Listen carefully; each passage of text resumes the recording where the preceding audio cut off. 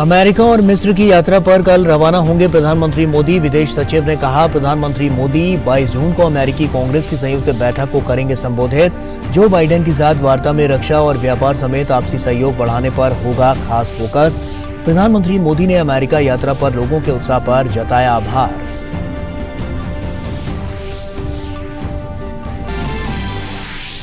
रक्षा मंत्री राजनाथ सिंह और वियतनाम के रक्षा मंत्री ने दोनों देशों के बीच रक्षा सहयोग बढ़ाने के लिए की दिल्ली में वार्ता। रक्षा क्षेत्र से जुड़े उद्योगों और समुद्री सुरक्षा संबंधी सहयोग को बढ़ाने पर जोर। भारत ने वियतनाम को नौसेना क्षमता में विस्तार के लिए स्वदेश निर्मित in service missile corvette INS कृपाण उपहार में दी।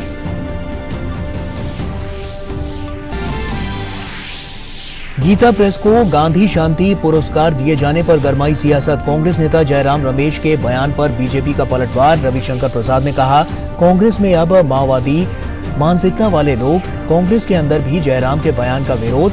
केंद्रीय गृह मंत्री अमित शाह ने फैसले को बताया गीता प्रेस के भागीरथ कार्यों का सम्मान।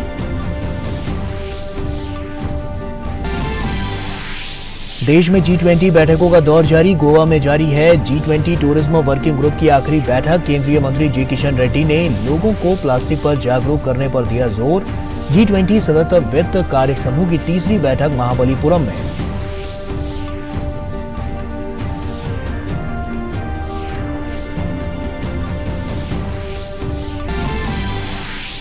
जर्मनी के बर्लिन में खेले जा रहे विशेष ओलंपिक में भारत के पावर लिफ्टर का दिखा कमाल। विशाल ने 4 सिल्वर मेडल किए अपने नाम।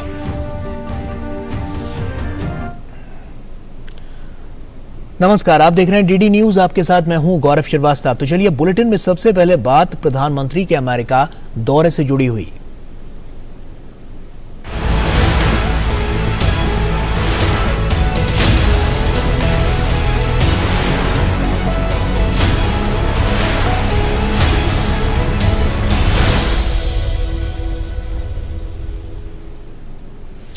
प्रधानमंत्री नरेंद्र मोदी ने अपनी अमेरिका यात्रा को लेकर वहां के लोगों में देखे जा रहे उत्साह और यात्रा को अलग अलग क्षेत्रों से मिल रहे व्यापक समर्थन पर सभी लोगों का आभार व्यक्त किया है। प्रधानमंत्री मोदी ने ट्वीट कर कहा कि कांग्रेस सदस्य, विचारक और दूसरे अन्य क्षेत्रों से जुड़े लोग मेरी आगामी अमेरिकी यात्रा पर अपना उत्साह साझा कर रहे हैं। मैं उनके उदार शब्दों के लिए उन्हें धन्यवाद देता हूं।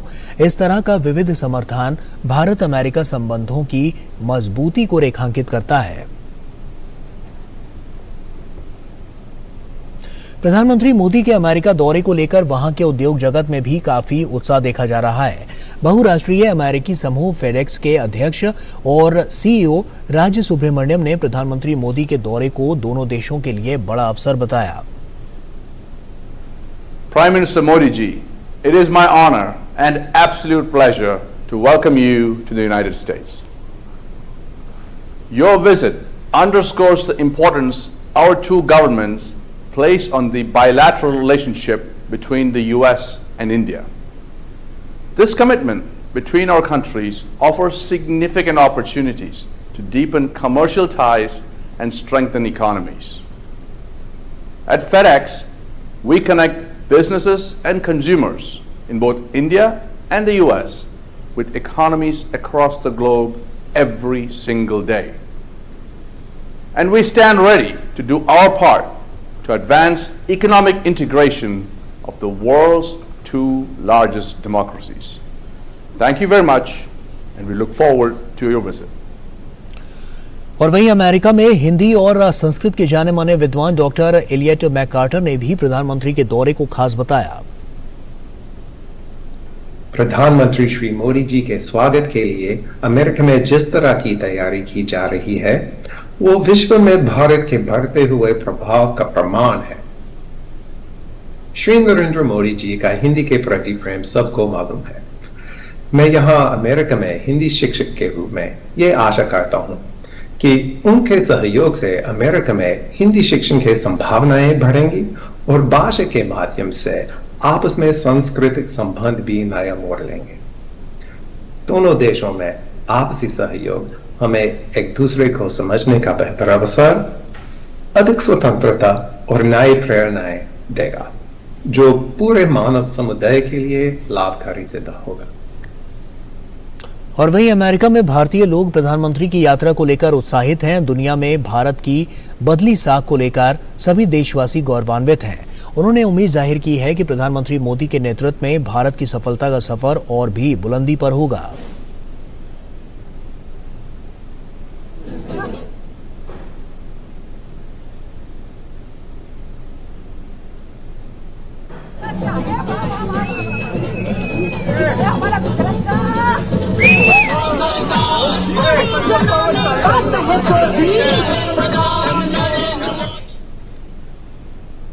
मुझे बहुत गर्व है कि मोदी जी आखिरी 10 साल से 9 साल से भारत के वड़ा प्रधान है, और अगर उनको अगले 5 साल वड़ा प्रधान की पदवी पे बिठा दिया तो दुनिया में वो भारत की शक्ल बदल देंगे, भारत को सही रास्ते पर लाके छोड़ेंगे।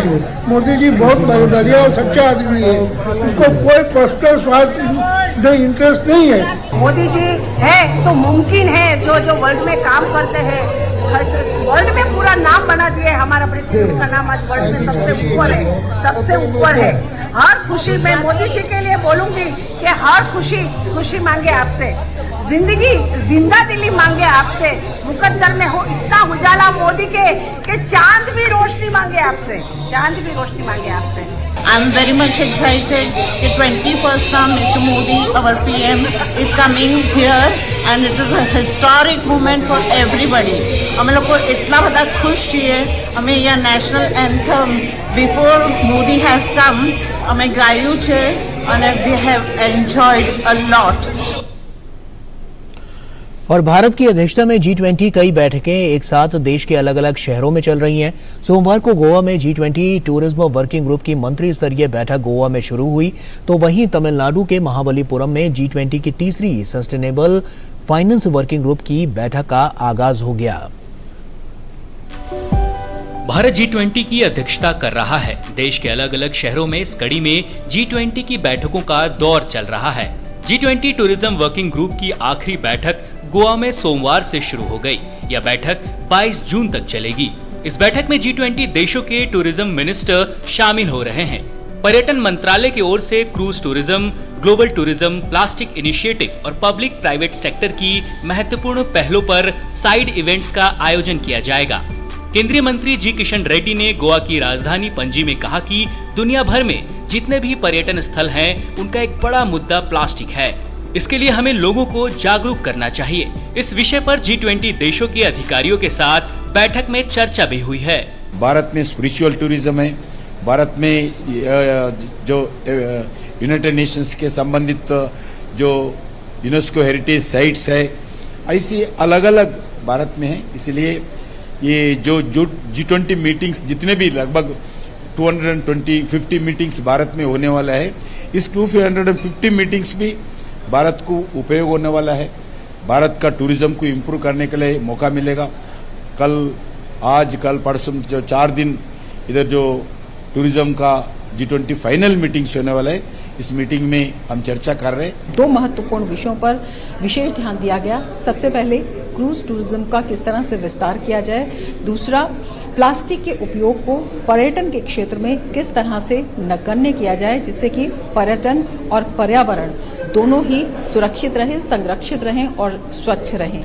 वहीं G20 की तीसरी सस्टेनेबल फाइनेंस वर्किंग ग्रुप की मीटिंग तमिलनाडु के महाबलीपुरम में सोमवार से शुरू हो गई है। यह बैठक 21 जून तक आयोजित की जाएगी। बैठक में 100 से ज्यादा G20 सदस्य देशों, आमंत्रित देशों और अंतर्राष्ट्रीय संगठनों के डेलीगेट्स हिस्सा ले रहे हैं। इस बैठक में SFWG 2023 के वर्क प्लान को अंतिम रूप देने पर चर्चा की जा रही है। वहीं सस्टेनेबल फाइनेंस वर्किंग ग्रुप बैठक में आए डेलीगेट्स को महाबलीपुरम की प्राचीन संस्कृति और हस्तशिल्प से जुड़े स्टॉल्स भी काफी पसंद आ रहे हैं। I arrived yesterday to India and I'm so excited to experience the culture here as it looks so beautiful. I already got some souvenirs from here. I'll take them back home to the kids and to my family. Tourism working group की 4 दिवसीय बैठक के दौरान सतत विकास लक्ष्यों को हासिल करने के लिए एक रोड मैप पारित किया जाएगा। भारत के G20 टूरिज्म ट्रैक के तहत tourism working group green tourism, digitalisation, skills, tourism, MSME और डेस्टिनेशन मैनेजमेंट के 5 इंटरकनेक्टेड प्राथमिकता वाले क्षेत्रों पर काम कर रहा है। वहीं पुणे में G20 शिक्षा कार्य समूह की चौथी और अंतिम बैठक मंगलवार से शुरू होगी। महाबलीपुरम से रितेश, गोवा से रमा त्यागी की रिपोर्ट, DD न्यूज। और पुणे में G20 शिक्षा कार्य समूह की चौथी और अंतिम बैठक मंगलवार से शुरू होगी।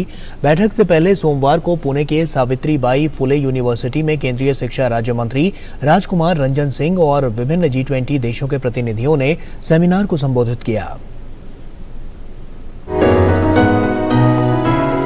पुणे में G20 शिक्षा कार्य समूह की बैठक से पहले सोमवार को मिश्रित शिक्षा के संदर्भ में मूलभूत साक्षरता और संख्या ज्ञान विषय पर सेमिनार का आयोजन किया गया।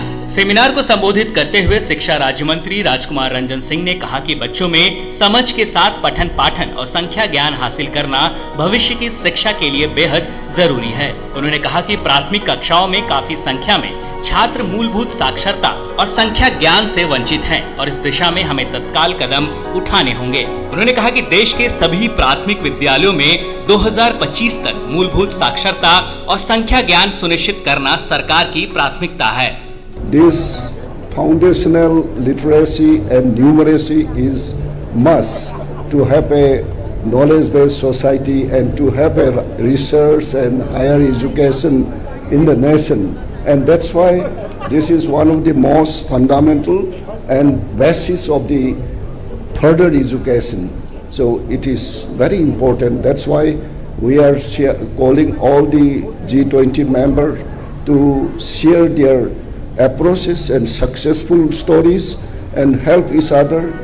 National curriculum framework steering committee के सदस्य प्रोफेसर मंजुल भार्गव ने कहा कि विकासशील देशों में प्राथमिक कक्षाओं के 50% से अधिक बच्चों में मूलभूत साक्षरता और संख्या ज्ञान नहीं है। उन्होंने कहा कि कक्षा 3 तक के सभी बच्चों को 2033 तक मूलभूत साक्षरता और संख्या ज्ञान मुहैया कराना G20 देशों की प्रतिबद्धता है। This is a very important first step today where G20 is giving an importance to this issue of achieving foundational literacy and numeracy of all children, which is a key first step in attaining all the sustainable development goals. So just giving it this platform is already huge, but hopefully over the course of this week, ministers' meetings on the 22nd, there can be a joint commitment by all 20 countries that within 10 years,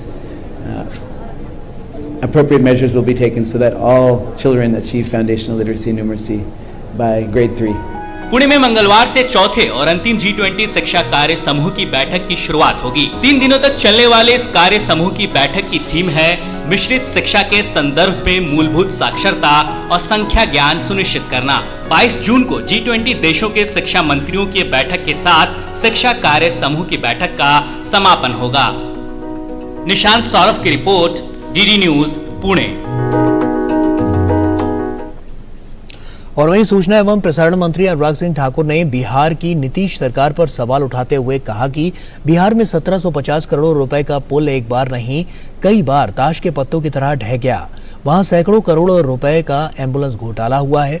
उन्होंने कहा कि भ्रष्टाचार करने वाली पार्टियों का इकट्ठा आना गठबंधन का आधार नहीं हो सकता। मेरा सवाल विपक्ष के सभी नेताओं से जो बिहार जा रहे हैं, वो वहां के भ्रष्टाचार पर भी नीतीश कुमार जी से जरूर पूछें कि 1750 करोड़ का पुल एक बार नहीं कई बार ताश के पत्तों की तरह ढह गया। वो अवश्य वहां पर पूछें जो सैकड़ों करोड़ रुपए का घोटाला एम्बुलेंस का हुआ है, वहां पर सैकड़ों करोड़ का घोटाला वहां पे बिल्डर्स के द्वारा किया गया है।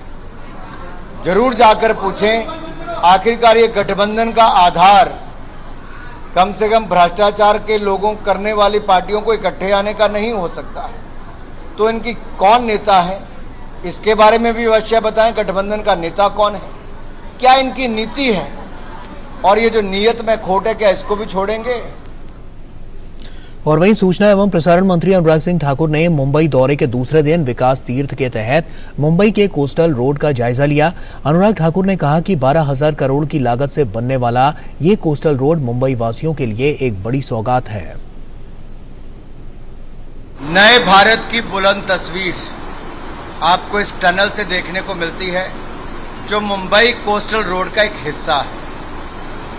मुंबई वालों के लिए, देशवासियों के लिए और दुनिया के लोग जो मुंबई आते हैं, एक बहुत बड़ी सुविधा एनडीए की सरकार के द्वारा दी जा रही है। 11 किलोमीटर का ये स्ट्रेच, जहां एक और कभी 45 मिनट से ज्यादा समय लगता था, अब मात्र 7-8 मिनट रह जाएगा।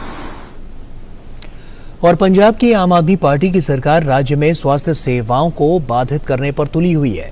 भगवंत मान सरकार ने चुनावी वादा पूरा करने के लिए राष्ट्रीय स्वास्थ्य मिशन द्वारा भेजे गए केंद्रीय फंड का उपयोग मोहल्ला क्लिनिक खोलने के लिए कर दिया। ऐसे में आम आदमी पार्टी पर लोगों के बीच भ्रम फैलाने और राजनीतिक स्वार्थ के चलते लोगों के स्वास्थ्य से खिलवाड़ करने के आरोप लग रहे हैं।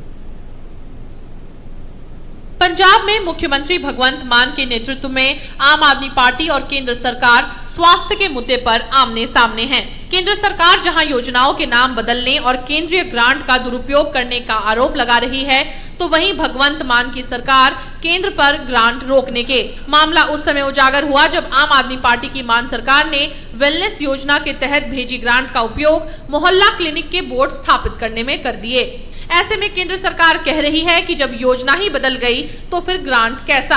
लोगों के स्वास्थ्य से जुड़े इस गंभीर मुद्दे को लेकर केंद्रीय स्वास्थ्य मंत्री मनसुख मांडविया ने भी शनिवार को ही मान सरकार पर पलटवार किया और कहा कि आम आदमी पार्टी लोगों के बीच भ्रम फैलाने का काम कर रही है। इधर पंजाब भाजपा पूरी तरह से हमलावर है। उसके मुताबिक भगवंत मान सरकार की नीयत सियासी स्वार्थ की है। मैं कहता हूँ कि मोहल्ला क्लिनिक बनाए, अच्छा बनाए, हमें कोई दिक्कत नहीं।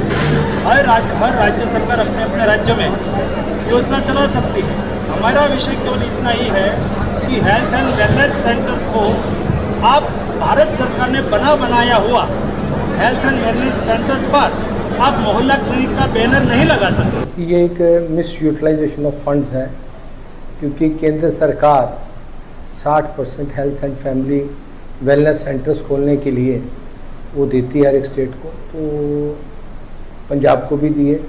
यहाँ आम आदमी पार्टी की सरकार ने उसको जो है कि भी कन्वर्ट कर दिया आम आदमी क्लिनिक में। पंजाब की जनता जो आयुष्मान भारत योजना है उसका लाभ लेने से वंचित रह रही है, क्योंकि एक तरफ केंद्र की मोदी सरकार ने पंजाब के लोगों के इलाज के लिए 438 करोड़ रुपया पंजाब सरकार को भेजा था, परंतु पंजाब की सरकार ने, आम आदमी पार्टी की सरकार ने केजरीवाल के प्रचार प्रसार के लिए, भगवंत मान जी ने अपने प्रचार प्रसार करने के लिए, दिखावे के लिए जो 438 करोड़ रुपया पंजाब के लोगों का इलाज का आया था, वो सारा पैसा डाइवर्ट करके मोहल्ला क्लिनिक खोले, बड़े बड़े इश्तिहार लगाए, फोटो लगाई। पंजाब भाजपा के मुताबिक मान सरकार लोगों को गुमराह कर रही है और आम लोगों के हितों को नजरअंदाज कर रही है। भाजपा ने आरोप लगाया कि पंजाब के लोगों की खून पसीने की कमाई आम आदमी पार्टी लूट रही है। नेशनल हेल्थ मिशन के तहत पंजाब को जारी किए गए 438 करोड़ रुपए की राशि का इस्तेमाल मोहल्ला क्लिनिक के लिए किया गया। मोहल्ला क्लिनिक के नाम पर जो पंजाब सरकार ने लूट मचा रखी है उसको बंद किया जाए, और जो सरकारी डिस्पेंसरियाँ पहले चल रही थी केंद्र सरकार के फंड से, 60 पैसे केंद्र सरकार के थे, 40 पैसे पंजाब सरकार के थे, उसी फंड से यह काम चलना चाहिए और वही क्लिनिक काम करेंगे। ये तो भगवंत मान सरकार जो है सिर्फ केजरीवाल साहब को खुश करने के लिए पंजाब सरकार के जहाज पर सारे हिंदुस्तान की यात्रा करवा रही है। आम आदमी पार्टी ने अपने चुनावी वादे में प्रदेश में मोहल्ला क्लिनिक खोलने का वादा किया था। जनवरी महीने में उसने 400 मोहल्ला क्लिनिकों की शुरुआत करने का दावा किया था, लेकिन हकीकत ये है कि clinic Ayushman Bharat, health and wellness centre और आरोग्य केंद्रों को ही परिवर्तित करके खोले गए। केंद्र सरकार आयुष्मान वेलनेस सेंटर के लिए 60% अंशदान देती है, जबकि राज्य सरकार की हिस्सेदारी 40% की होती है। हालांकि केंद्र ने स्पष्ट किया है कि कोई भी अनुदान रोका नहीं गया है। भगवंत मान की सरकार मुद्दे पर सिर्फ राजनीति कर रही है। Bureau report, DD news. और उधर रक्षा मंत्री राजनाथ सिंह ने देहरादून में प्रबुद्ध वर्ग सम्मेलन को संबोधित करते हुए समान नागरिक संहिता को लेकर हो रहे विवाद पर सवाल उठाए। उन्होंने कहा कि यूनिफॉर्म सिविल कोड हमारे संविधान के नीति निर्देशक सिद्धांतों का हिस्सा है, फिर इस पर विवाद क्यों हो रहा है। उन्होंने कहा कि गोवा में ये पहले से ही लागू है। पहली बात तो मैं बतलाना चाहता हूं कि यूनिफॉर्म सिविल कोड को लेकर विवाद क्यों हो रहा है। क्या भारत के संविधान के डायरेक्टिव प्रिंसिपल में नहीं है? नीति निर्देशक सिद्धांतों में नहीं है।